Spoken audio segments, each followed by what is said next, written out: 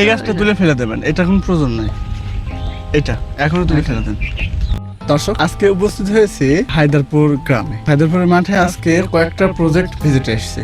তো করলা জমি কিছু সংখ্যক সমস্যা দেখা দিয়েছে, দেখবো মূলত কি কি সমস্যা হয়েছে এবং শুনবো উদ্যোক্তার কাছ থেকে যে কোন কোন সমস্যায় উদ্যোক্তা ফেস করতেছে। আসসালামু আলাইকুম। ওয়ালাইকুম আসসালাম। আমরা একটু হেঁটে কথা বলি, যদি দেখান আর কি, মানে কি কি সমস্যা আপনি ফেস যে আমার গাছটা এই মাথা জড়ো হয়ে যাচ্ছে বা শুকতা হয়ে যাচ্ছে, এটার কোন সমস্যা এটা আমি ধরতে পারছি না। আচ্ছা, আর মোজাইক ভাই একটা সরাই কিসের জন্য জানেন তো? অল্প কয়েকটা গাছ, হ্যাঁ, এখানে একটা ওখানে একটা আর ওখানে একটা। এই গাছটা তুলে ফেলে দেবেন, এটা কোনো প্রয়োজন নাই, এটা এখনো তুলে ফেলে দেন।